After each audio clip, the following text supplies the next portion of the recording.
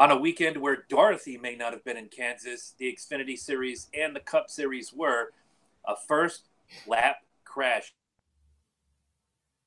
complexion of the entire Xfinity playoffs, and a secret love that I love to root for comes up with his third win on the Cup Series. This week we go over that and much more. My name is Chris. His name is Corey. Welcome to the C+J Speedway Review.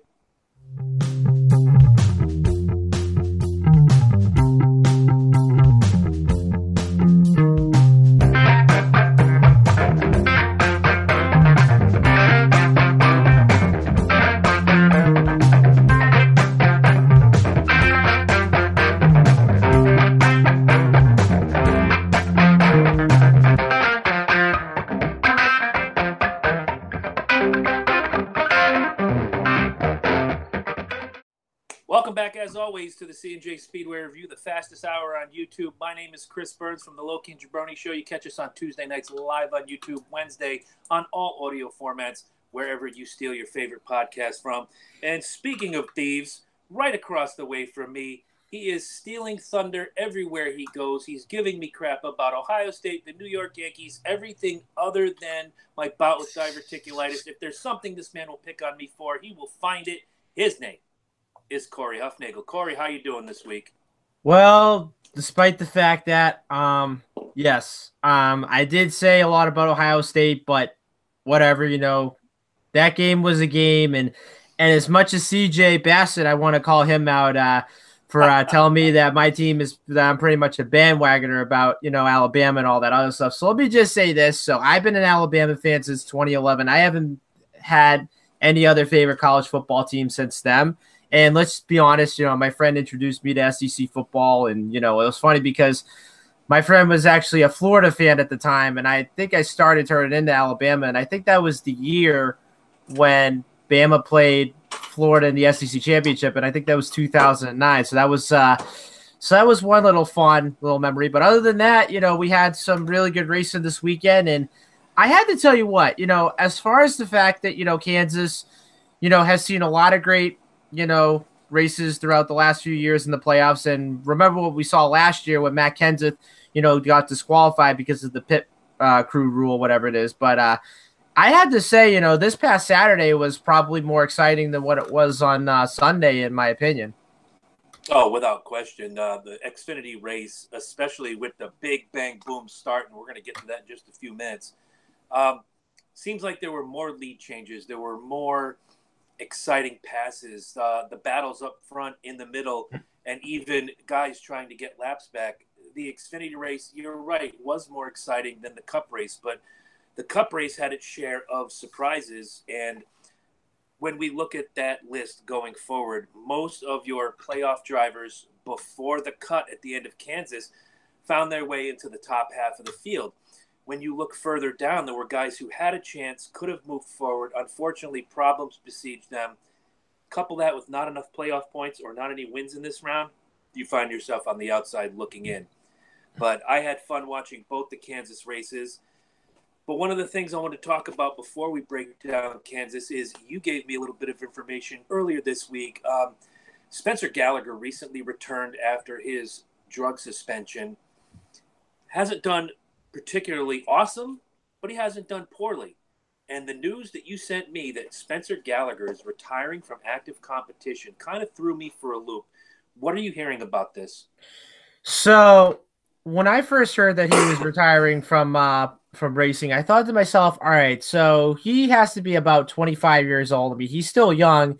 And my kind of first thought was, all right, so it looks like he's going back to the truck series and racing full time next year, depending on whatever happens and so forth. But I guess from what he said in his press conference on Friday that he wants to do a manager role at GMS Racing. So my second thought was, okay, so if he takes that manager role, there's a possibility, he could probably get some really good drivers, for his race team within the next couple of years. I mean, if you look at it, there's actually a rumor that John Hunter Nemechek looks to be the top candidate for the 23 ride for the Xfinity series.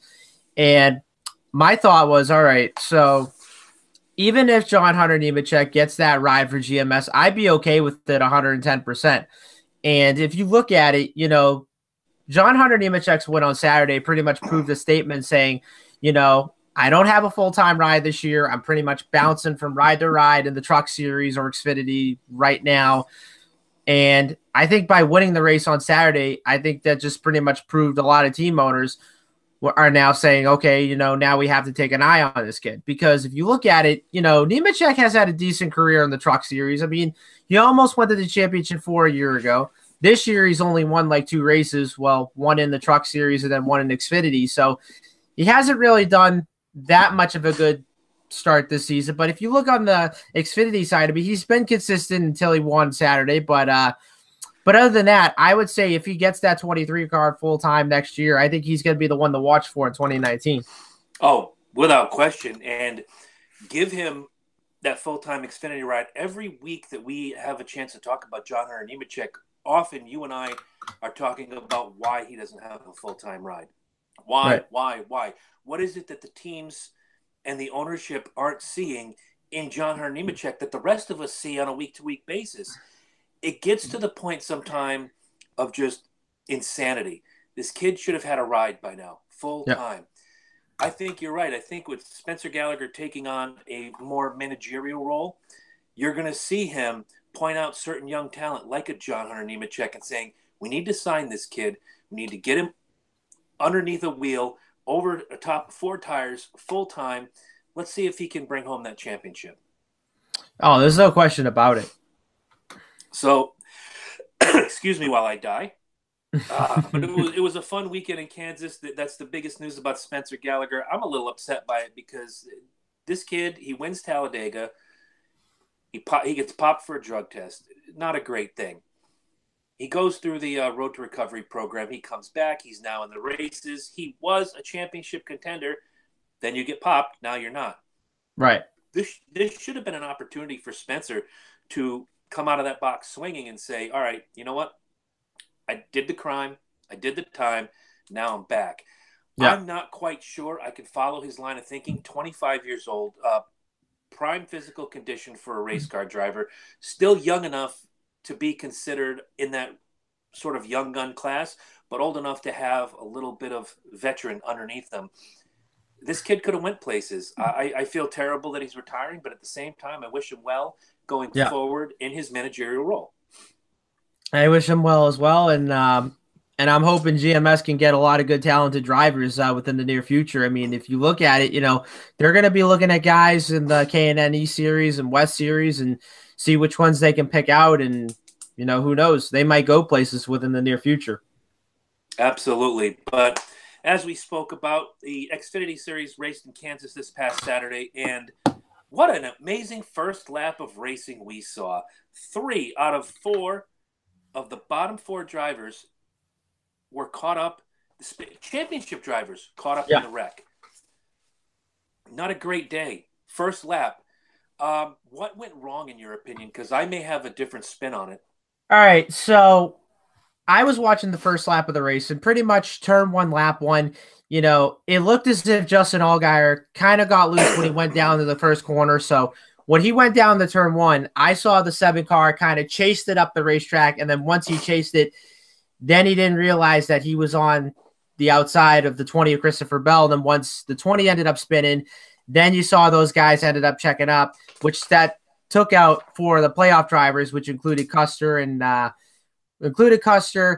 Allgaier, and then, of course, Austin Cindric. And 2 of those guys, which was Christopher Bell and Justin Allgaier, they were pretty much pre-race favorites in my book. And, and I think I chose Bell to win the race on Saturday. And sure enough, before you know it, he ends up getting wrecked on the first lap. But what's actually kind of interesting is now, with the start of this next round, you're going to have Justin Allgaier, Austin Cindric, and Cole Custer right now on the cutoff. So now you're going to have Austin Cindric and Justin Allgaier in the must-win situation. Then you're going to have Custer and those guys, with probably a decent amount of points to get back into the cutoff.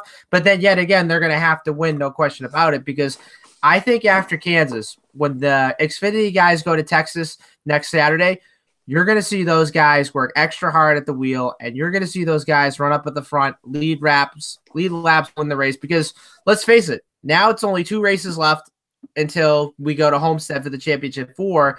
And either one of those guys pretty much has a shot to win. I mean, I look at Christopher Bell. I could see him winning the next 2 races and going to the championship 4.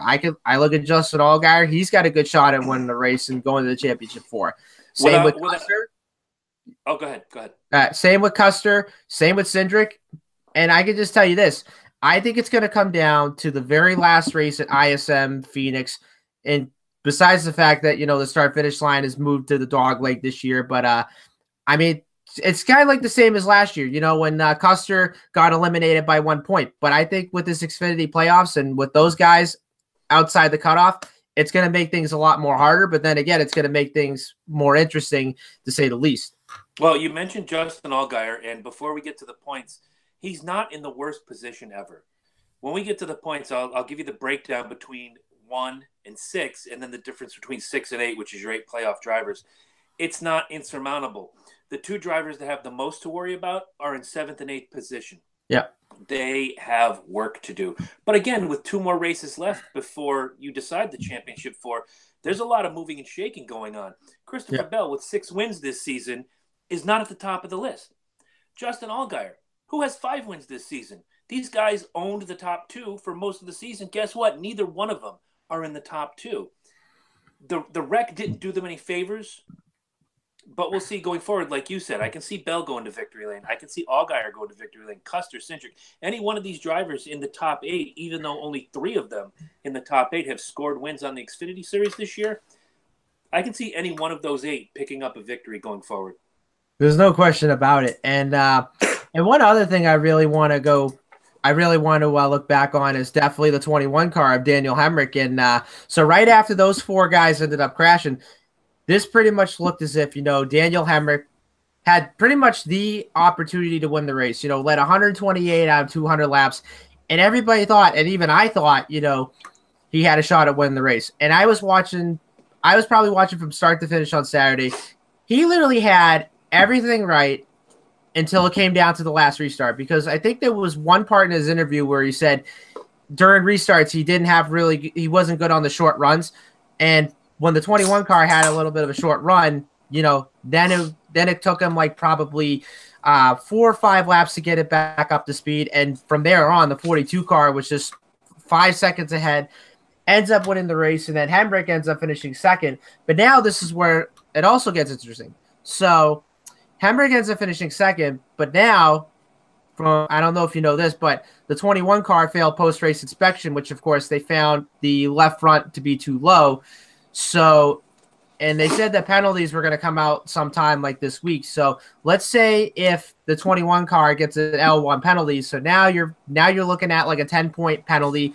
So from being 23 points to the good after Kansas, Hemrick would be 13 points to the good, with that 10-point penalty. But if you look at it, it's not too bad. But then yet again, this 21 car has been so close on winning every weekend. I mean, he almost won the race on Saturday at Kansas. And you just look at it this year, I think this is probably Daniel Hemrick's best season to what he did last year, because before you know it, he had a couple top 5 finishes, and now he's been ranking top 5, top 10 finishes one by one. So now it just looks as if, Hemrick, he's also going to be another guy that's going to want to win a race before we go to Homestead. Oh, they all are going to want to win, but I don't think Daniel Hemrick has too much to worry about. The only thing that really hurts him, if the penalty comes down, if he gets those points taken away, he essentially slips from 2nd in the standings to 5th in the standings.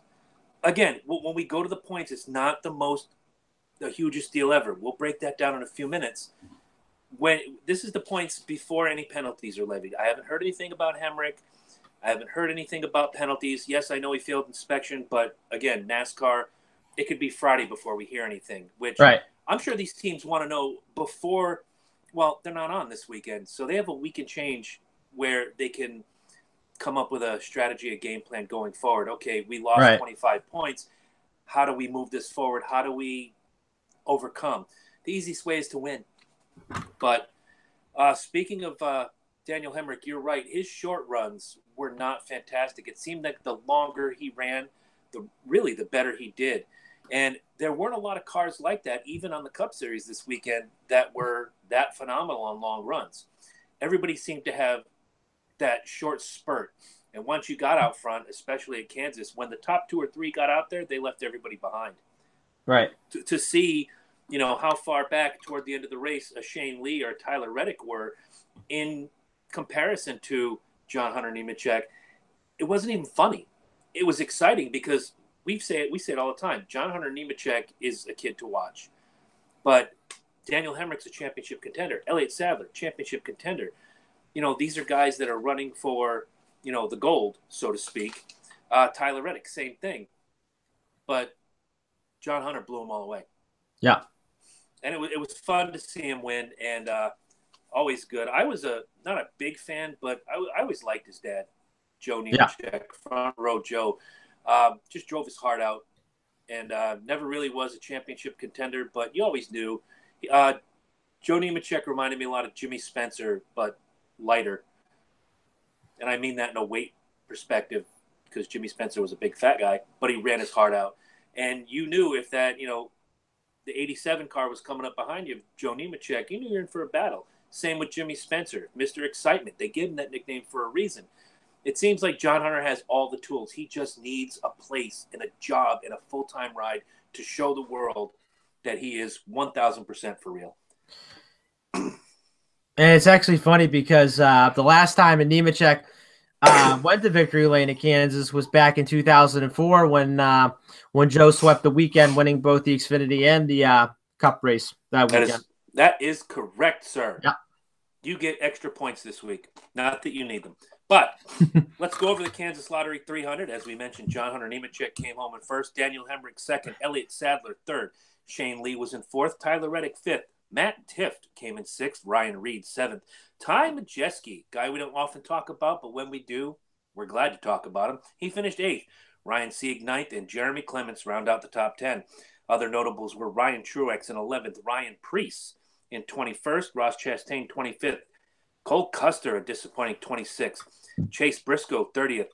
Because of the big crash, I mentioned him being higher in the standings than usual. Jeff Green finished 34th. Christopher Bell finished 37th. Justin Allgaier, championship contender like Bell, 38th. Austin Cindric, championship contender, 39th. And Mike Lynette comes home with the Stone Pony in 40th. Give me a happy and give me a sad for this race, and then we'll go over the points and the picks. All right, so my happy for this race this weekend would definitely have to go to Tyler Reddick. I mean, finishing in the top 5 on that 9 car, and I think if you look at it, this is probably going to be a team that it's going to be one to watch. But I don't expect them to go to the championship for. But if the 9 team can impress me the next 2 races, it'll be a big surprise for me. And then my sad would definitely have to go to Christopher Bell. I mean, he was literally the pre-race favorite coming in, gets into that lap 1, turn 1 crash, not even making it past the first lap whatsoever. But and like I said again, Christopher Bell and those guys that got caught up in that big wreck, they have a lot of work to do. Absolutely. It would be easy for me to pick John Hunter Nemechek as my happy this week, but I went with Daniel Hemrick. I know I'm kicking a dead horse here, but statement races. You said it yourself just a little bit earlier on. Daniel Hemrick has come up big, probably in the last 6 to 10 races. Top 5 after top 5 after top 5. Hasn't yet cracked victory lane on the series yet, but I have a feeling it's coming. And it may come at ISM Phoenix. It may come at Texas. Mm-hmm. It may come at Homestead. He may not even be in the championship 4 when we speak of him. But Daniel Hemrick, mark my words, last 3 races, he's going to find victory lane. I agree on that one. I am going to take a triple threat sad. First time ever in C+J Speedway review history. I know we've had double sads, but this one is a triple threat sad. 37th, 38th, 39th, 3 of your top 8 contenders for this championship caught in that first wreck. Cole Custer was able to come up to 26, which is great for him. But my triple threat sad goes to 37th place Christopher Bell, 38th place Justin Allgaier, and 39th place Austin Cindric. Couldn't have happened at a worse time. And as we go to the points, you'll see just how much things have changed since last week. Because right now, first time, I think it's among the first times we're talking about him sitting in the lead. Elliott Sadler has taken the points lead with 30.58. Daniel Hemrick second with 30.57. Tyler Reddick third with 30.55. Christopher Bell is fourth with 30.45. And Matt Tifft is fifth with 30.44. Here's where I'm going to stop. And Justin Allgaier sixth with 30.40. Stopping now. The difference between sixth and first is only 18 points. So, again, wins, stage points, whatever, have come into play for all six of these drivers in the top six. Obviously, Christopher Bell, Justin Allgaier, Bell with 6 wins, Allgaier with 5, have amassed probably more stage points than anybody else in the series as we speak. So that helps keep them above the cutoff bubble, or just below the cutoff bubble, if you will. But again, the cutoff bubble being fourth, Christopher Bell, 30.45, Justin Allgaier, sixth, 30.40. It's a matter of a couple spots, guys. It's all it takes is one bad move, maybe a pit penalty here, and the whole thing flip-flops. Now, the difference between sixth and eighth is a whopping 42 points because you have Cole Custer sitting in seventh with 30.22, and Austin Cindric rounds out the top 8 with 3,002. Though, excuse me, I'm getting sick. Pardon me, guys. I hate to do this to you. Custer and Cindric have their work cut out for them. These two guys, I think Hemrick will be fine as long as he keeps up his top 5 streak going forward. He'll point his way in. Yeah. But you have to look at Custer and Cindric as must-win situations. Much like with Kyle Larson on the Cup Series, he was in a must-win situation this past Sunday at Kansas, didn't quite fit the bill. Unfortunate for him. Right. If Custer and Cindric want to move forward, one of two things has to happen. One, they have to visit victory lane. Or two, a couple more of these first lap wrecks that take out the 6 guys ahead of them and they squeeze their way forward. Nobody wants to see the latter. We all want to see the former. We want to see these guys come into victory lane, make it exciting. But they've got a lot of work to do. Yeah. So now we move on to the picks. And might be one of the closest, in fact, the closest, other than the one tie that we had, the closest pick ever. And we're going to start with me. I took Christopher Bell as my lock. He finished 37th. I took Elliott Sadler as my sleeper. He finished 3rd. You add that up, you get a total of 40. You divide that in half. My point total for the week is 20. On the other side, Corey took Christopher Bell as his lock. He finished 37th, as we already mentioned. But as his sleeper, he took Daniel Hemrick, who finished 2nd. You add that together, you get 39. You divide that by 2. And with a 19.5 score, a .5 victory for Corey this week, you are the Xfinity Heavyweight Champion of the world. Thank you. And now we move on. Secretly in my heart, I do have a soft spot for young Chase Elliott. Yes, I give his fans a little bit of, the hurrah because first he drove the 24 car. You're invoking your memory of Jeff Gordon. This is the next big thing. Yay! Didn't really do much in the 24.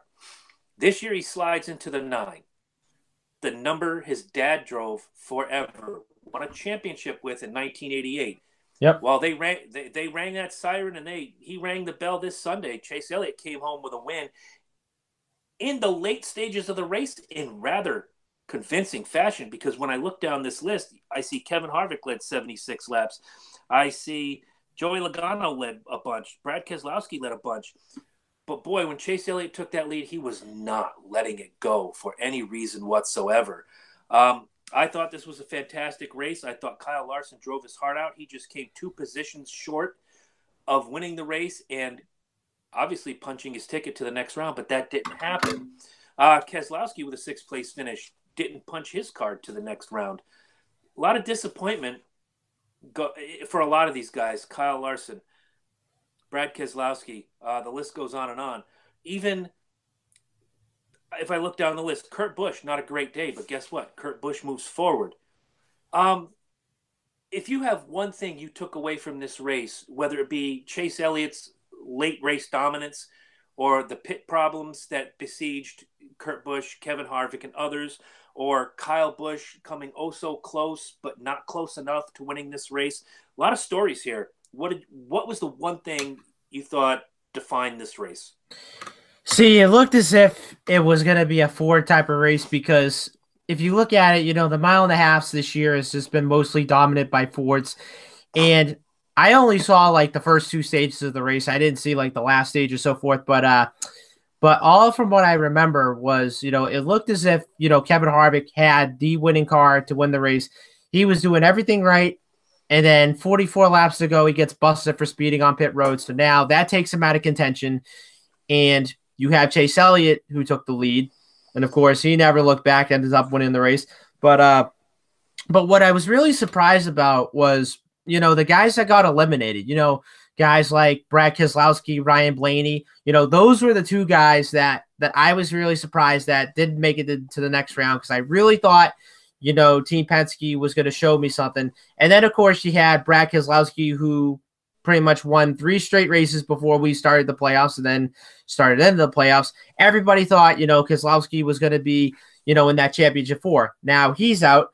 And now you go to Ryan Blaney, which, of course, he already won the race on the Roval at Charlotte. Everybody thought he was going to be a contender in the championship 4. He's out as well.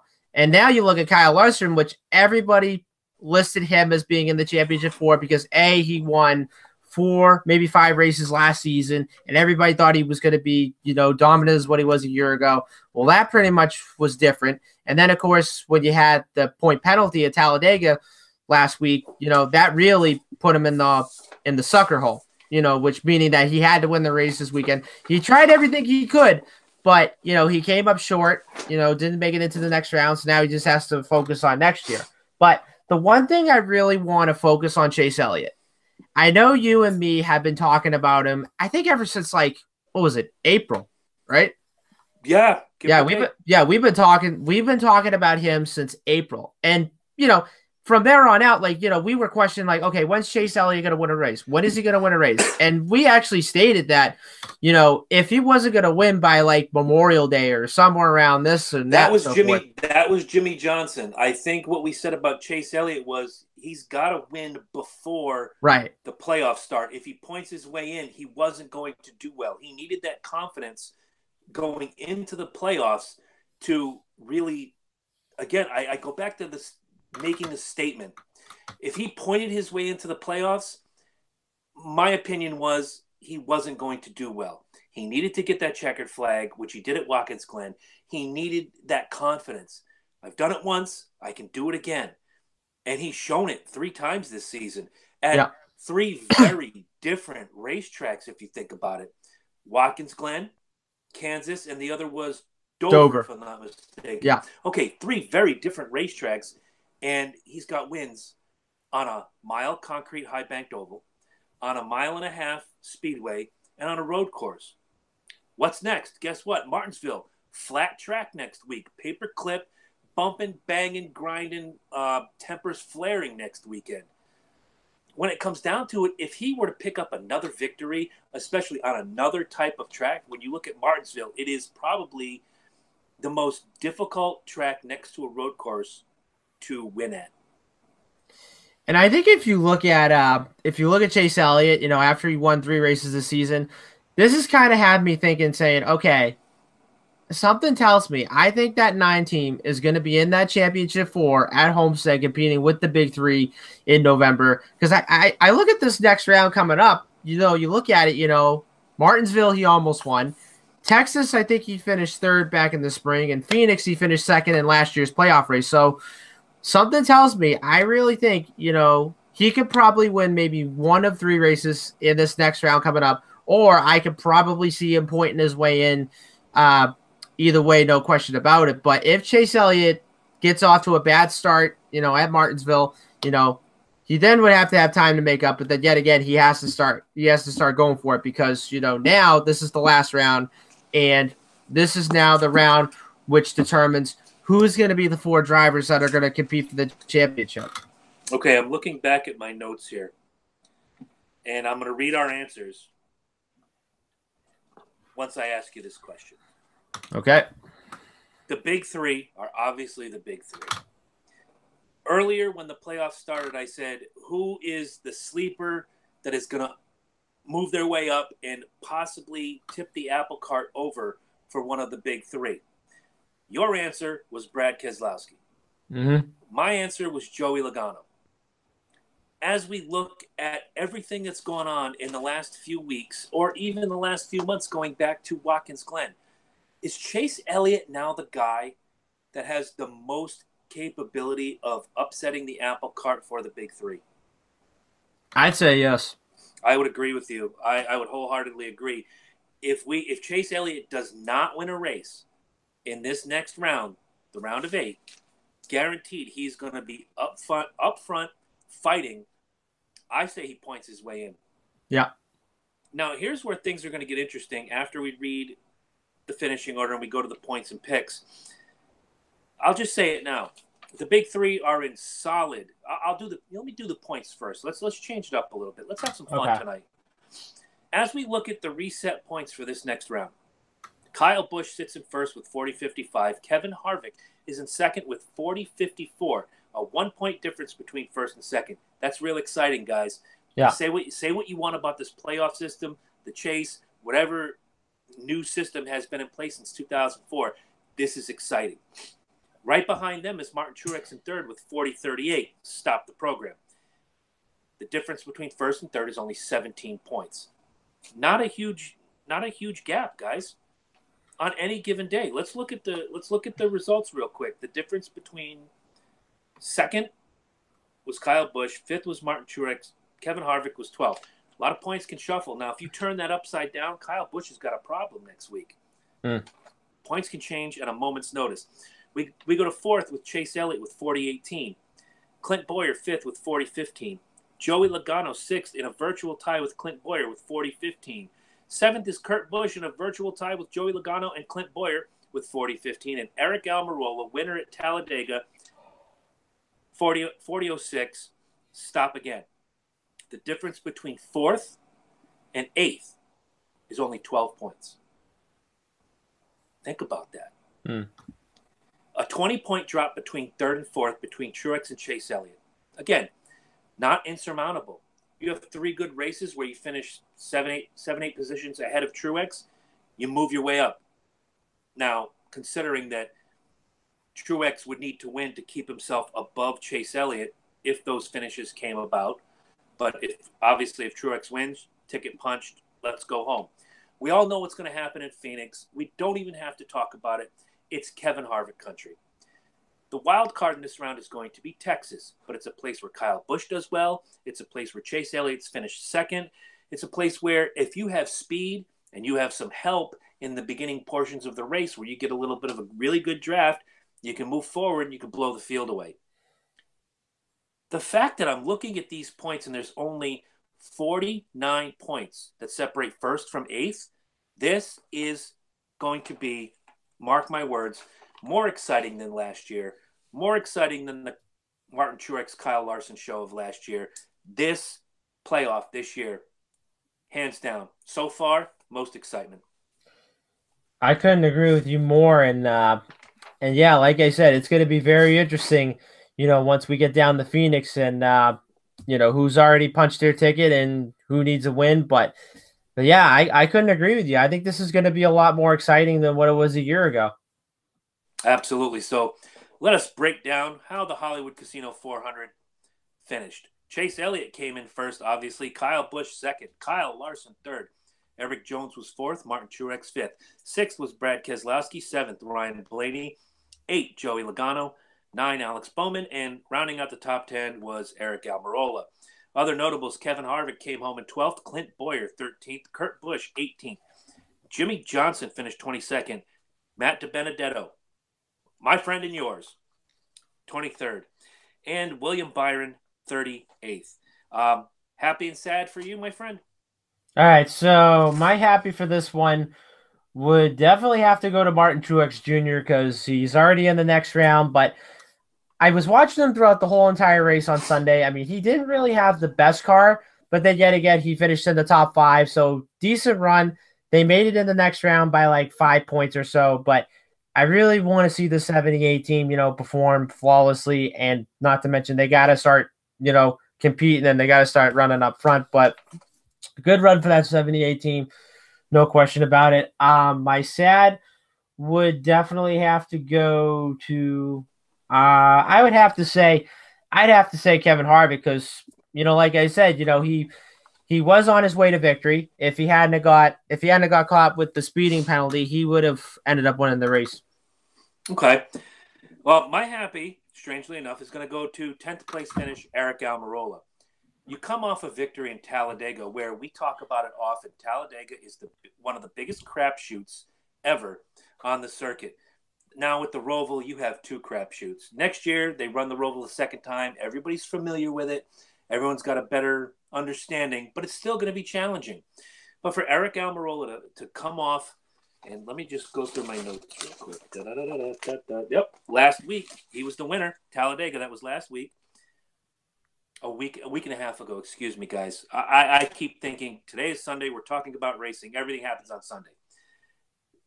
To get a top 10 finish the week after you win, he's serious. This is a guy who, going forward, I could see being a legit championship contender. He's in the round of 8 now. He's at the bottom of the list, but again, going back to what we talked about with Chase Elliott, all you need is the win and the confidence. Eric Almirola had 156 races between win number 1 and win number 2. Now you got number 2 under your belt, kid. Go get him. Once again, I have a triple threat sad, and it goes to Kyle Larson, Brad Keselowski, and Ryan Blaney, all in one. 3 guys who finished 3rd, 6th, and 7th, and still got bumped from the playoffs from the round of 12 as we go to the round of 8. Oh, man. Ryan Blaney, Brad Keselowski, Kyle Larson, 3 guys that have battled so hard all year. Blaney had a win. Keselowski had 3 straight. Kyle Larson never quite found victory lane this year, and it's unfortunate. But those 3 guys were guys we looked at as, they're shoo-ins for the next round. And unfortunately, they're gone. They'll still be out there. They'll still be running laps. They'll still be battling for trophies and wins, but they're not battling for the biggest piece of hardware, which is the Monster Energy Cup. Yeah, and also, Kim, before we get to the next subject, so I was just reading an article. I guess the 21 car of Daniel Hemrick was penalized today from NASCAR. What time did that happen? As of 11:28 this morning, the 21 car was penalized and received an L1 penalty for violating of section 20.17.3.2.1.2.a. It's like listening to and when you say point this, point that, point this, it sounds like a Nickelback song. It's killing me. So as a result, crew chief Danny Stockman was fined $10,000 and suspended for the next race coming up, which would be Texas. The team was also hit by a 10-point penalty in both driver and owner's points. So now the drop puts Hemrick to second, 1 point behind Elliott Sadler. Okay, so the points that I had were legit. Yeah. Okay, so he would have been the leader had it not been for this penalty. Yeah. Wow, that's crazy. You know, I often have said here on this show, out in the general public, et cetera, so forth, for years, NASCAR needs to stop changing the rules midseason. They need to make the rules clear. Let me say this. This year, from Daytona till now, NASCAR has been very clear, putting everything out on the table. They haven't made a whole lot of rule changes. Yes, every now and again, hey, we're going to put this size restrictor plate versus this, or where's, whatever. They've been really clear. They've been so transparent this year that it's kind of been a little more fun. You don't have to worry about, because of last week's, gimmick Schneebitz Fernum, we're going to change the size of the tire, or you can only have 2 guys over the wall rather than 6, or what have you. I still don't like the new uncontrolled tire BS. It would be a controlled tire if you had the extra guy out there. But you don't, and I don't run NASCAR. But if I did, I'd put that last guy back out there. Yeah. Okay. Well, good on everybody. Good on Chase Elliott. Good on Daniel Hemrick. That penalty really doesn't hurt him all that bad. He's still 1 point out in the Xfinity Series. The penalty to Harvick didn't really hurt him that much. Chase Elliott winning the race puts him in a prime position in those points. Real quick, as we're looking at 2 different rounds of 8, I'm going to ask you, 1 driver from the Xfinity Series, 1 driver from the Cup Series that you absolutely 1,000% are sure are going to get bumped before the championship 4. All right, so Xfinity, my driver that would get bumped would have to be Matt Tiff. I agree. I just put a little star next to his name before you said it. Wow. And then for Cup, this one's kind of a tough one, but if I'd have to pick one right now, it's gonna have to be Clint Boyer. Do you have a camera here? What's going on? It's Got them both the same. Both yeah. the same. Amazing. All right, so we did not do the picks, and let's do the picks before we move on and talk about next week at Martinsville or this coming week at Martinsville. So on the Cup side, Corey took Martin Truex Jr. as his lock. He finished 5th. He took Ryan Blaney as his sleeper. He finished 7th. He took Clint Boyer as his hopeful. He finished 13th. You add that up, you get a total of 25. You divide that by 3. Corey, your finish this week was 8.33. Very, very good. Yes. On the other side, I took Kevin Harvick as my lock. He finished 12th. I took Kyle Busch as my sleeper. He finished 2nd. I took Kyle Larson as my hopeful. He finished 3rd. That's a total of 17. You divide that by 3. And with a total of 5.66, I finally, or I don't know, I'd have to go back, see who wins all these races, but I am the Cup Series champion of the world this week. All right. Thank you, me. Anyway, so we move on to Martinsville and the trucks. Good. It's good to have the trucks back. Tell them where they can see it, where they can hear it, and all the good stuff. All right, so Saturday you have the Camping World Truck Series, the Texas Roadhouse 200, which will be 1 o'clock Eastern Time on FS1. You can also listen to it on Sirius XM NASCAR Radio, Channel 90, and of course the Motor Racing Network. The voice of NASCAR. Well, they'll be there stop. covering the race this you weekend. laugh at this every single week, and you know it's coming. Yes. It's like listening to a comedy tape you have listened to 800 million times, and you still laugh at the jokes. I love it though. I think it's great. Thank you. You're welcome. So I'm going to look at the entry list right now. So I'm going to read off the playoff drivers that are in, and then I'm also going to look at the drivers that will be competing this weekend. So as of fall, so we already have the round of 6. So the playoff drivers that are in as of right now are Brett Moffitt, Noah Gragson, Johnny Sauter, Justin Haley. Let's see. Matt Crafton has to be one of them. And, of course, Grant Infinger. Now, moving on to the rest of the guys. And I'm actually looking at this entry list, and I think this is kind of very interesting this weekend because you're going to have a lot of these young guys from either the K&N E Series or mainly the ARCA Remax Series or ARCA Racing Series by not my mistaken. But anyway, so you will have the two of Sheldon Creed, which is a K&N, ARCA driver. You also have the 3 of Jordan Anderson. You have Todd Gilliland, John Hunter Nemechek, who won at Martinsville back in March. Jennifer Jo Cobb. You have Myatt Snyder. Let's see. Kyle Benjamin, who finished 2nd in the spring. Austin Wayne Self, Timothy Peters, who was one at Martinsville before. He's going to be in the 23 truck for GMS Racing this weekend. Tyler Dipple, who is also in the K&N series, who also will be driving the GMS truck as well. Jeb Burton is going to be driving the 30 truck. Chad Finley will be in the 33 for Josh Rayum. Let's see. Justin Fontaine. Christian Eckes will be in the 46 truck for Kyle Busch. DJ Kennington, Canadian driver, will be in for Jay Robinson. Harrison Burton will be in the 51. Tyler Ankrum, who is also in the K&N E-Series, will be driving the 54 truck for David Gilliland. Let's see. You have Kyle Donahue. You have Parker Kligerman. And then last but not least, you will have Chase Purdy, who is also one of the guys from the K&N Series. Okay. So as you see it, who is your lock and who is your sleeper? All right, so my lock, real easy, real simple, has to go to the 21 of Johnny Sauter. Probably one of the best short track guys there is, and he's won at Martinsville many times before, and I really think this is going to be a Johnny Sauter race this weekend. No question about it. I think the 21 truck is going to get off to a really good start in this next round.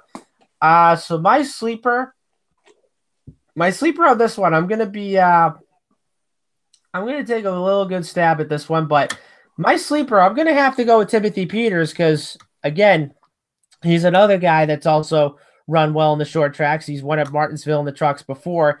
And if I'm not mistaken, I think he won a 300 lap late model race at Martinsville, I believe, last year. So this is going to be a team and driver that I think is going to be a one to watch for this weekend. Excuse me. This Oh, you're weekend. dying too. Yes, and not to mention Timothy Peters, who is also coming off the win at Talladega for GMS Racing. This something tells me this could probably be maybe the home fifth for him, maybe next year, depending on whether GMS will keep him or not. But I'm really interested to see how Peters is going to do this weekend. Okay. Well, I've taken him multiple times. I'm going to continue to take him as my lock because I really think this is your truck champion for 2018. I'm taking Brett Moffitt as my lock. But my sleeper, oddly enough, is your lock. I have Johnny Sauter as my sleeper. These two guys right now, and you could throw Noah Gragson into the mix, that's the Truck Series big three. My opinion, yeah. I'm entitled to it. But Moffitt and Sauter are really like the Rocky and Apollo. They're pounding each other. They're pushing and shoving and motivating each other to do better. It's been exciting. Again, first year in many, many, many years I paid this close attention to the Truck Series. But when if some gun to my head, who are the two best truck drivers? Moffitt and Sauter. Way too easy. Yeah. But I will not pick both of these guys on the next race. I promise you that. It will not be Moffitt and Sauter next race. One, but not both. Yeah.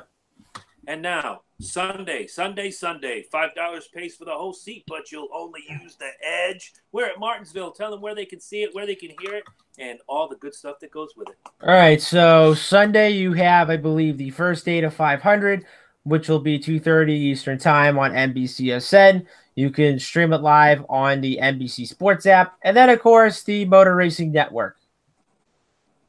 The voice of NASCAR. So they'll be having a double duty weekend as we speak. But so looking at the entry list, I'm going to go through the playoff drivers updated as of now, which is the round of 8. So you have Kevin Harvick, you have Chase Elliott, Eric Almirola, Clint Boyer, Kyle Busch, Joey Logano, let's see, Kurt Busch, Martin Truex Jr., and I believe that's all 8 of them, if I'm not mistaken, if I might have missed one. But... Yeah, you did miss one. His name is Joey Logano, and he's from the town I work in, Middletown, Connecticut. Yes. And, but yeah, so as of right now, I think scrolling through this list, I see one guy that's going to be in this race this weekend was definitely going to be a Sadler. And of course, Elliott Sadler's brother, Hermie, is going to be in the 7 car this weekend. Nice. And, Hermie Sadler. Oh my Lord. I love that guy. Yes. So stop real quick. Did you know that Hermie Sadler, after his full-time racing career was done, I know he's doing part-time gimmicks now, actually took a stab at professional wrestling? I think I have one of the NASCAR C magazines that had pictures of that. Yes, Hermie Sadler, which was hilarious. Not quite as hilarious as watching Toby Keith enter the TNA World Championship tournament back in 2000 and whatever it was, but to see Toby Keith suplex Jeff Jarrett was about the funniest thing I ever saw. But Hermie Sadler tried to be a professional wrestler. Good on him. It's good. It's going to be great to see Hermie out there. But I know when we talk about next week's race, Hermie is going to be 30 or worse, unfortunately. But it would be great to see him win. It would be awesome. It would be great to see any of these guys win, especially Matt DiBenedetto. We love you, Guido. Yep, we sure do. So, it's Martinsville. It's a flat track. It is bump and grind. It is much like it's very demanding, like a road course where you have to be on the ball, laser focused the entire day. You got to get into the turn just right. You got to get your speed coming out of the corner just right. Coming out of 2, coming out of 4. You have to be spot on when you hit those brakes and start that turn. If you've ever played a NASCAR video game, Martinsville is usually the one you don't want to run. But It's one that's fun to watch if you're a NASCAR fan. So speaking of fun, it's always fun to hear the lock, the sleeper, and the hopeful from the one and only on the hotline right now, Mr. Corey Huffnagel. Corey, give us your 3 picks. Okay, so my lock for this weekend.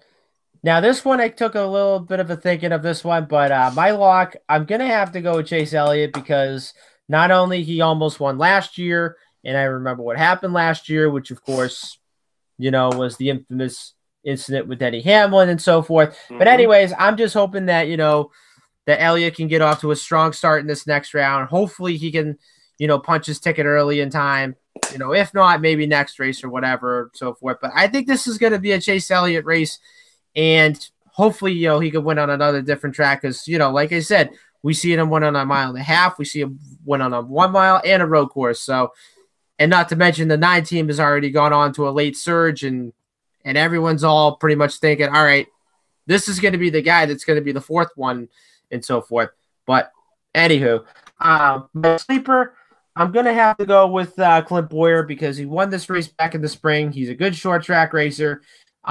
He's won at Richmond a couple times before, and I really want to see this 14 car run pretty good on Sunday, like what he did back in the spring. And then, of course, my hopeful, God, I can't even bear to say this, but my hopeful, I'm going to have to go with Jimmy Johnson. Oh, my Lord.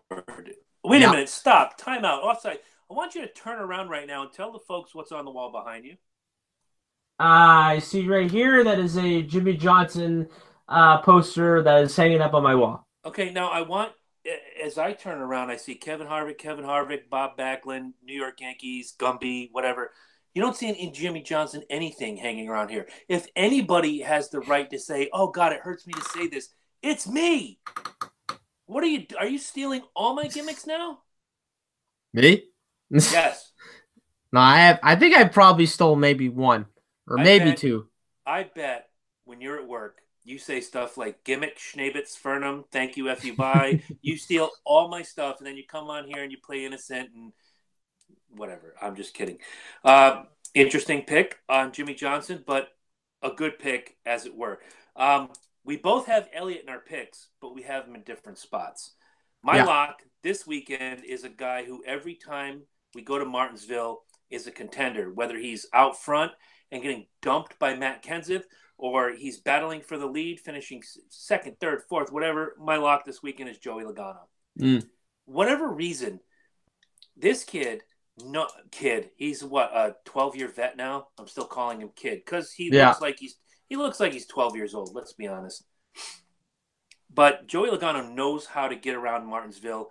He knows how to find that little bit of real estate that can change a 5th place finish to a 2nd place finish, and in some cases a 2nd place to a 1st place. He's my lock. My sleeper based on momentum. 3 wins. He won last week. Momentum.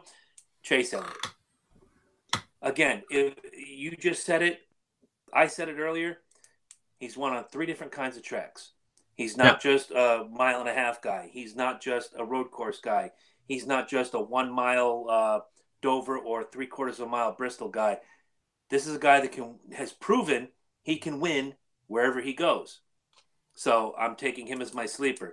There's only one hopeful for me. Come on. He's my guy. It's Kevin Harvick. Kevin Harvick is my hopeful every single week. But when we go to Phoenix, I'm just going to tell you now, I'm giving you the straight dope right now. As long as we do this show, every time the Cup Series goes to Phoenix, I am picking Kevin Harvick because 9 wins don't lie. All right. So as we have finished up the picks, we finished up everything. We've talked about MRN, the voice of NASCAR. What are you looking forward to most this weekend? Just the classic short track racing, beating, banging, and I can't wait to see how many of the bump and runs we're going to see this weekend. And now with the playoffs and, of course, the last round going into the championship 4, it's going to be very interesting to see, if I'm going to be that 2nd place guy, and I'm right behind the leader. And, when it comes down to 3 laps to go, whatever, you got to go for it. And, And I think that's what these guys are going to do, because now it's go time and it's the last round before we go to Homestead. And you can just tell that everybody's going to want to punch their ticket early, because you don't want to be that guy that goes to the last race in the playoffs. Well, the last race of the cutoff, before we go to Homestead and, try to win it all, because we've seen that out of many other drivers throughout the years, ever since this playoffs was introduced back in 2014. But like I said earlier, I think this is going to be the most exciting playoffs to watch, a whole lot better than what it was last year. Because if you look at it, you got the big three, which have been competing this year, which have won, I'd say, maybe more than 10 races this season. But if you look at, the last couple of races ever since the start of the playoffs, they've only won one race so far, and that was Kyle Busch at Richmond. But you haven't seen much at Kevin Harvick, and you haven't seen much at Martin Truex Jr. But I would say in this next round, I think that this is going to be the time where the big three, they have to go for it.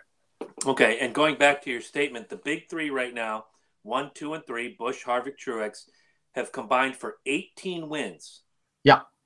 And if I'm doing my calculations correctly, none of them have won in the playoffs. Am I wrong on that? Only Kyle Busch has won a race in the playoffs so far. Thank you. Okay, so 18 wins overall. 4th through 8th have combined for 8 wins. 3 for Chase Elliott, 2 for Clint Boyer, 1 each for Logano, Kurt Busch, Eric Almirola. Now, underneath that, of the guys who were eliminated, you have 3 wins by Brad Keselowski, no longer, and you have Austin Dillon with the big win back in Daytona, no longer. So it's just going to be really interesting. Can the big three sustain their big threeness going forward? You have Texas, Martinsville, Phoenix. Martinsville this weekend, we already know there's a Boyer, Logano. I believe Harvick has a win there. Johnson is not in the playoffs, but he's one of your picks. All these guys have equal opportunity to win, but there are guys who know how to wheel that track. But then you have Texas. Texas is a Kyle Busch track. We've seen it. We know it. We understand it. Phoenix is a Kevin Harvick track. Does the big three become the big two going to championship weekend? Do you think Martin Truex is in real danger right now? I'd probably say, I don't think he's in like the most danger as it is. I mean, let's be honest. I mean, he didn't have a good race on Sunday. He was almost close to being out, but he barely made it in by like 5 points. But I think if you kind of look at it, I would say like ever since the announcement that Furniture Row Racing was closing up its doors after this year, the team maybe was kind of a little bit off focus from the way I looked at it. But I would have to say now, I wouldn't say like they're in like the most danger as it is, but I'm going to be taking a really good hard look at this 78 team within the next with these next 3 races coming up, and determine if they still are capable of winning a championship, or if they're still are capable of running up front and leading laps and could possibly win a race to punch their ticket in. But I just look at Truex right now, and I think ever since the playoffs started, I mean, he's been kind of consistent, but he's not really like as dominant as what he was like back in the regular season.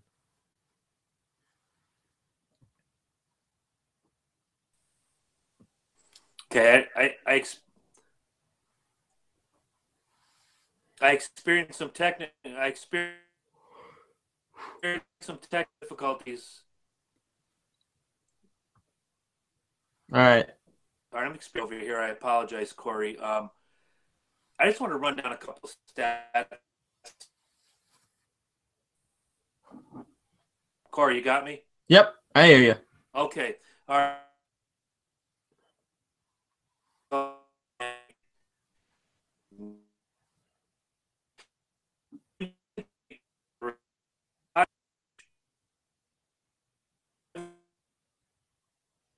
Kevin, our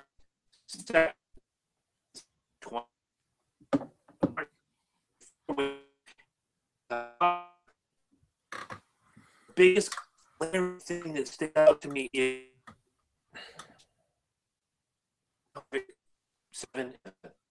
And you have Truex. one less top 5 than he's got yes.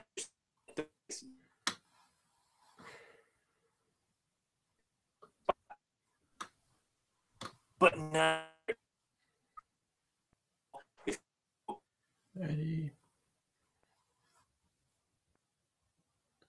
defending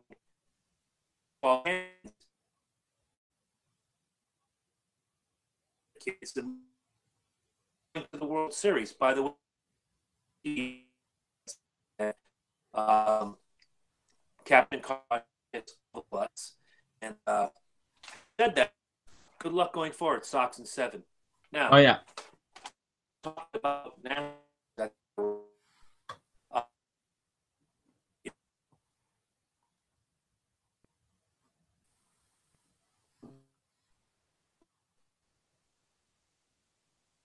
Did you get any?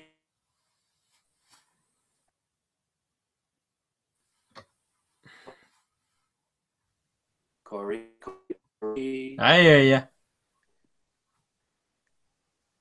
And I hear you. You got me? Yep, I got you. Oh.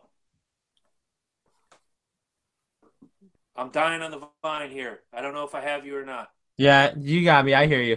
I hear you. Any of that? I caught a little bit of Pardon me. yeah, I caught a little bit of the conversations. Yep. I'm sorry, what? Yeah. Again, technical difficulties here. Yeah. I caught a little bit of your conversation for a minute. Okay, well, hopefully Eddie got it. If not, I'll catch everybody up real quick while I can still see you, while you can still hear me. Martin Truex has a lot to lose. Of the big three, there's a disparity in wins. There's and also playoff points got Truex to where he is now. I don't, of those big three, he has the most work to do. Where I think Harvick and Kyle Busch, that Busch, if he wants to get in, you know what he has to do. He has to win. Yeah. But moving forward, what I'm looking at is Martin Truex may be on the outside looking in, going into Phoenix, and not just Phoenix, but Homestead in 4 weeks. Right.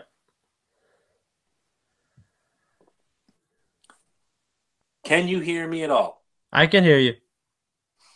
Well, this is fun. Okay, good. Guys, if this is chopped up and you don't hear it on it, I apologize. Again, I don't know what the hell's going on.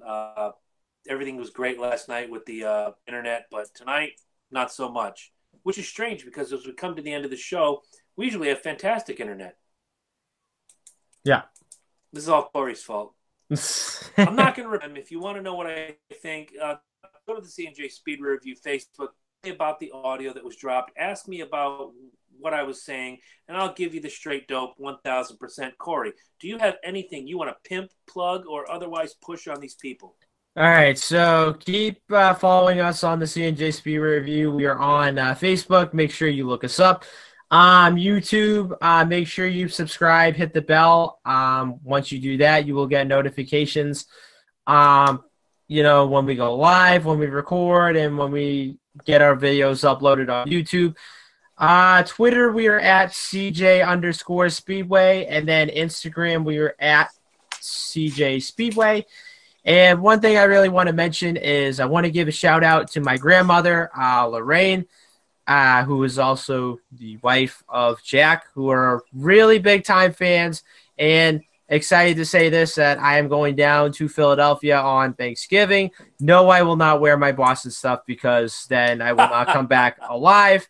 So it's going to be me and Chelsea and the whole family. So, yeah, think of it as pretty much our family road trip of the season, going down to Philadelphia to see all my folks. And not to mention, I will also be doing some go-kart racing down there as well. I'm going to be at Speed Raceway in Horsham, Pennsylvania, the Friday after Thanksgiving, a.k.a. known as Black Friday.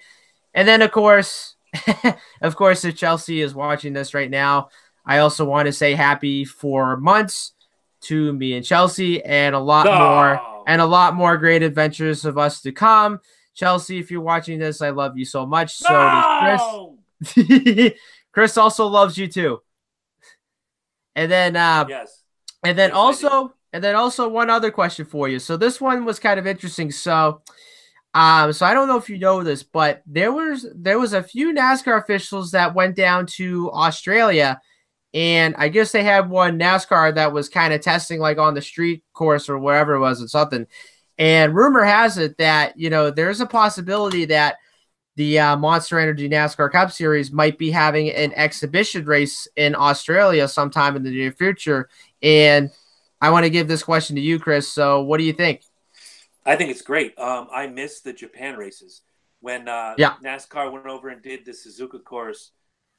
It was fantastic. Of course, the inaugural winner was the almighty Rusty Wallace, who Mm-hmm. I will forever. I don't care if Rusty Wallace murdered my family. I will always love Rusty Wallace. But then you had, Dale Earnhardt. You had all the stars over there. The Japanese people ate it up. They loved it. Why it stopped, I don't know what the situation was. But anytime you can take American NASCAR racing, whether it's Canada, which the Xfinity Series runs, Yep. Mexico, which the Xfinity Series has run multiple times, and Truex was first ever in Mexico. Yep. Um, make it to make it worldwide. It's great to have, well, it's not great to have Marcus Ambrose when he was there because he wrecked everything. He was Danica with a man part. You had Marcus Ambrose, the Aussie driver. You had Juan Pablo Montoya, another guy who wrecked everything. But now, Daniel swinging a name for himself. The more cultural diversity you can get into NASCAR, the better. And if NASCAR wants to go down under, by the way, if you're a flat earther, Australia exists. Stop it. Yeah. I have friends there. Bring NASCAR to Australia. Get that non-points exhibition race. Run it. Have a good time. The more global outreach that this brand has, the better. And not to mention, we've also brought a lot of our American sports worldwide. I know we have the NFL, which has been playing in London for the last few years. I know that next year, I believe the Red Sox, Yankees are going to be having their series in London, England next year. Yes. And of course, there's been a lot of American sports teams that have been traveling all around the world. And I think if you bring NASCAR, worldwide, I think it'd be pretty cool, because of course, you have the NASCAR Whalen Euro Series, which that's based out in Europe. And not to mention, which of course, Cup Series champion Bobby Labonte, ran this season. And of course, the Whalen Euro Series, which was champion known as Alon Day, who won the championship this year. So, but I think the problem with this is like, if you're going to bring, NASCAR to worldwide, then you have to think of, shipping. You got to ship the cars on like a cargo ship, which that would probably take like maybe like more than like 3 days or so, like depending on where they're going. And then of course you have to have the pit crew guys, travel all around the world, like, across the pond, wherever. So then that's going to take time, like, from their families, pit crews, team shops, whatever it is and so forth. So it's going to take a lot of the travel logistics to go with it. But then yet again, like if, let's say if NASCAR has like a new owner, or if the whole sale comes up like after 2020, whatever it is, and if the new owner or whatever, decides to take a look and decide, okay, we can probably have some NASCAR races like all around the world, but where do we start? And I would have to say, Japan could be one of them. Australia, could also be a possibility. And, just like, any like road courses like around Europe and Asia, that would also be pretty cool as well. Absolutely. And if you do it, strangely enough, I'll say this, if you do it during the off season, I know there's only 96 days, give or take, between Homestead, Miami, and the beginning of Speed Weeks Yeah. in Daytona. If in that 96 days, right now, you have the guys in the shop fabricate a car or two, because you have to have a backup car. Yeah. You fabricate the cars. Let's say the race is the second week of January, a full month before Speed Weeks. You can ship the cars over. The car's ready. Say on December 21st, the car's ready. You ship it. Yeah. Now, The logistics are done. How do you get your tools, your guns, your rat, everything, ship it at the same time? Yeah. Your race-ready war wagon. So now everything's over there. Everything's parked. So the big race, you ship the crew, the driver, whomever, the team, everybody on a plane. It's probably a 14-hour flight. Yes, I know it's tedious. Yes, I know nobody wants to be locked in the tube of death for 14 hours, Yeah. flying from Los Angeles to Sydney or wherever. But look, rock and roll bands do it. Baseball teams do it. The series in Japan every year to open the season. Baseball teams do it. I know it's less gear, but come on, let's work with me on this one. There's so much that you could do if you open up NASCAR to an international audience, like you've been doing with Canada and Mexico. Think of the possibilities. There's just so much open space out there because in Europe, it's all F1, Le Mans, etc., all exciting racing. But now you have this new style that you're not quite used to unless you're an American transplant, like a friend of mine who lives over in England and has to watch racing on satellite. The difference is about 7 hours. Yeah. So he's watching late at night as the race is going on here, where we're watching it at 2 p.m. Mm-hmm. So, there is a market out there for international NASCAR racing. And who knows, if they love it, car thinks of a sidearm like Major League Baseball, like the NFL, and like the WWE, and have your own separate NASCAR Europe or NASCAR Australia, whatever. Here's the best part. Championship weekend goes down usually the third Sunday of every November. Yeah. Now, 3 weeks later, let's say you take the top 5 drivers, if this were to happen, from NASCAR Australia, NASCAR Europe, here in America, we'll call it NASCAR. Yeah. Take these offshoots, you put 12 to 15 drivers on the track, whether it be in Australia, here in the States, wherever, put the top 5 guys in each of the main divisions and let them run one race shootout, best in the world. Yeah. It'd be fair. NASCAR, if you're listening, Corey and I get credit and we want money. Yeah. And we want it now. But if you guys want to donate to the show, go to the Loki and Jabroni show page, lokiandjabroni.com or patreon.com/Loki and Jabroni. Yes, I know it's not the C&J Speedway review, but it all goes into one communal fund. We try to make the shows better between graphics, hopefully some T-shirts, etc., so forth. I really, if we ever do T-shirts, not only just the logo, but I want one from what you said earlier, and I wrote it down. Don't be caught in the suck hole, which is what you called that transfer position. Right. Don't be caught in the suck hole, because nobody wants to be caught in the suck hole. This coming Tuesday night on the Loki and Jabroni show, this is my pimpage. We are going to break down this Sunday's all-women's pay-per-view wrestling event from WWE called Evolution. I have been looking forward to this for months. The women's crop in WWE is fantastic. The talent is great. The action is great. We're going to be doing letter grades, or number grades, I should say. 5 being the best, 1 being the worst. We're going to grade the show match by match, and overall, we're going to have some fun. It's going to be tremendous. Don't forget, we're still looking for a venue. November 24th, we are going to have the Loki and Jabroni show doing Michigan versus Ohio State. Hopefully, we're going to have a live feed. If not, we're just going to have a get-together with all of you that love the show. And now, the biggest news of all.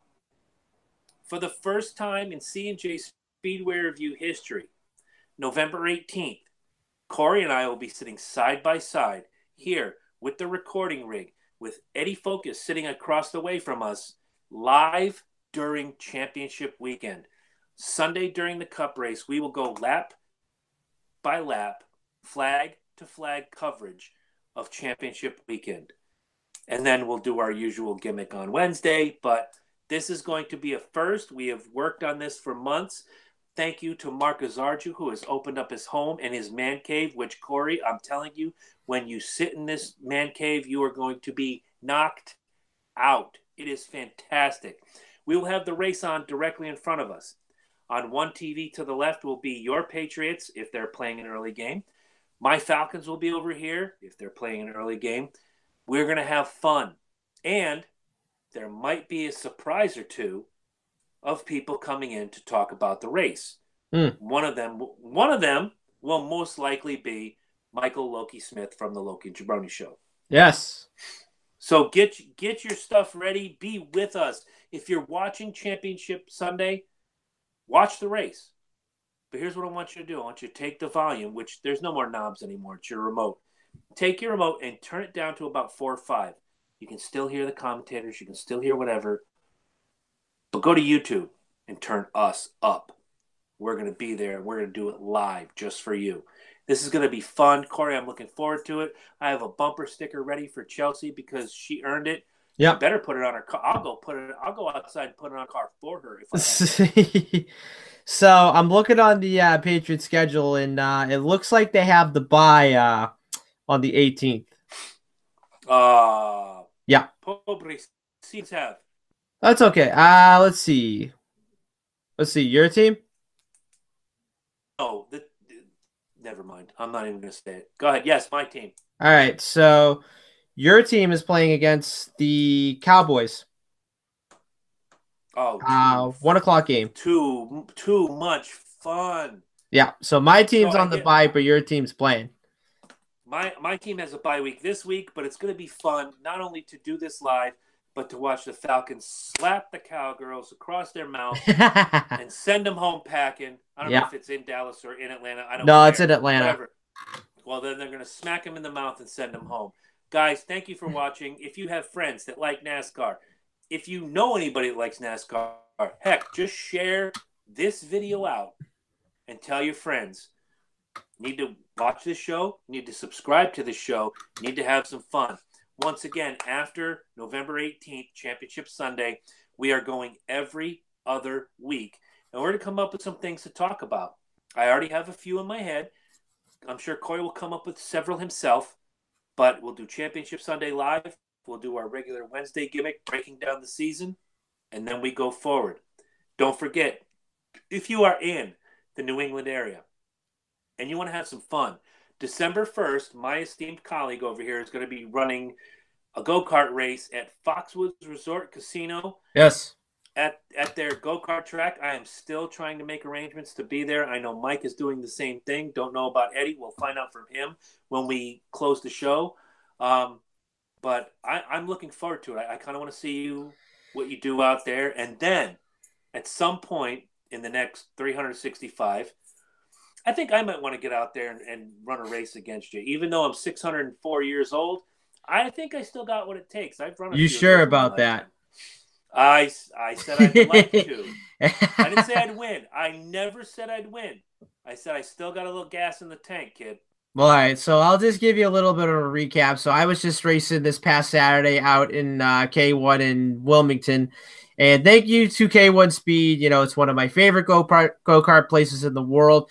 So just give you a little quick recap. So the first 2 races, I was literally like dominant. I probably just flat out whooped everybody's butt by maybe a half a tenth of a second and so forth.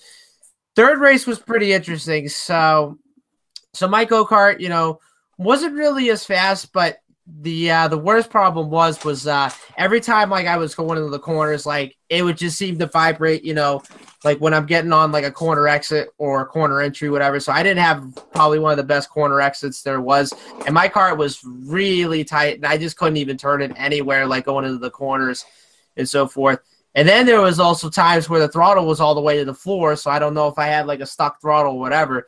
And one of my friends ended up beating me by 0.3 of a second, and I literally tried everything I can to catch up, but it just wasn't, you know, enough. But you know, I'll take second anytime, any day. But you know, on those certain occasions, you know, I couldn't even, you know, say, geez, I finished second. But then, you know what? I'll take it, and then I'll have to come back next time and hopefully win.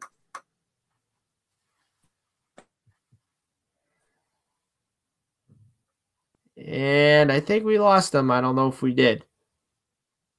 I got difficulties here. Sorry, guys. All right.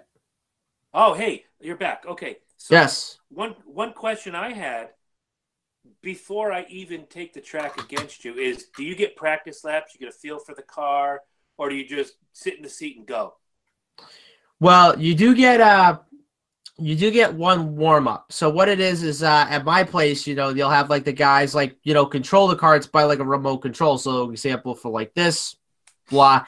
So, then you'll get like the whole like get up to speed lap, whatever. And then once, the guy turns it on, then you just go flying and you go fast from there.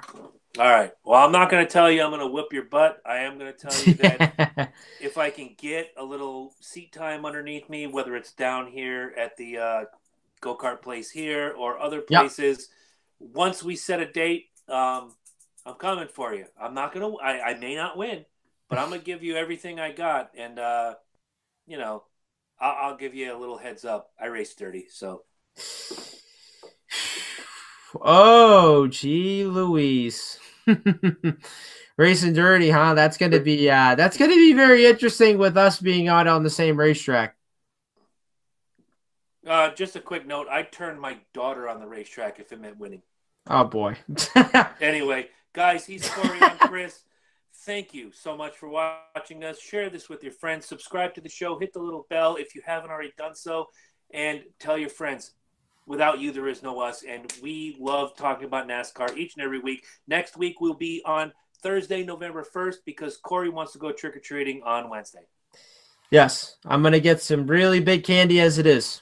I hope there's razor blades in every. Hope you have a good time. Well, thank you very much, and I'm hoping Michael Myers doesn't come out and get me. He might. You never know. Anyway, guys, have a great night. We're out. Good night. Good night. Good night. Good night.